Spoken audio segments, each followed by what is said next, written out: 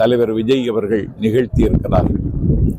இந்த ஆட்சி அமையக்கூடாது என்பதில் தனித்த பெரும்பான்மையோடு 108 இடங்கள் பெற்றதற்கு பிறகும் ஆட்சி அமைப்பதற்கு 14 நாள் எனக்கு அவகாசம் தாருங்கள் என்று மேதகு ஆளுநரிடத்தில் கேட்டதற்கு பிறகு ஆட்சி அமைப்பதற்கு அவகாசம் தரவில்லை.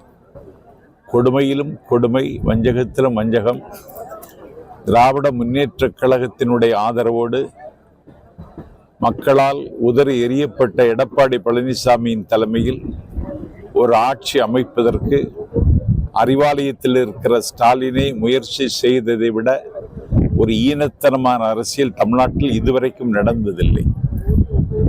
மார்க்சிய கம்யூனிஸ்ட் கட்சியினுடைய தேசிய செயலாளர் வணக்கத்திற்குரிய தோழர் பேபி அவர்களை முன்னாள் முதலமைச்சரான ஸ்டாலின் தொடர்பு கொண்டு மார்க்சிய கம்யூனிஸ்ட் கட்சியின் சார்பில் வெற்றி பெற்றிருக்கிற 2 சட்டப்பேரவை உறுப்பினர்களை அதிமுக ஆட்சி கொடுக்க நீங்கள் அவர்களை ஆற்றுப்படுத்த வேண்டும் என்று அவர் முன்னாள் முதலமைச்சரான ஸ்டாலின் கேட்டுக்கொண்டது எனக்கு மிகப்பெரிய அதிர்ச்சியை தந்தது.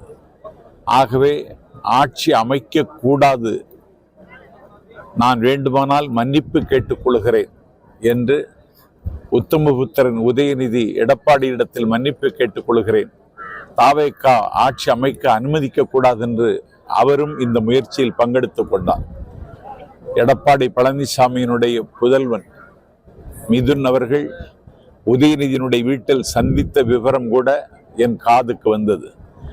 ஆகவே ஒரு ஆட்சி மாற்றம் சாத்தியம் என்று நாம் தமிழ்நாட்டு மக்கள் வாக்களித்ததற்கு பிறகு மக்களினுடைய முடிவுக்கு எதிராக இந்த மதோன்மத்தர்கள் செய்த சதியை உடைத்து எறிந்துவிட்டு இன்றைக்கு ஆட்சி கட்டிலில் தளபதி விஜய் அவர்கள் அமர்ந்திருக்கிறார்கள். The first impression is the best impression என்று ஆங்கிலத்தில் சொல்வார்கள். எடுத்த எடுப்பிலேயே இன்றைக்கு பார்த்தால் தலைநகர் சென்னையில் 100க்கு மேற்பட்ட ரவுடிகள், குண்டர்கள் இன்றைக்கு கைது செய்யப்பட்டிருக்கிறார்கள். 717 பள்ளி, மருத்துவமனை, வழிபாட்டு தலங்களுக்கு அருகில் இருந்த மதுக்கடைகளை இழுத்து மூடியிருக்கிறோம்.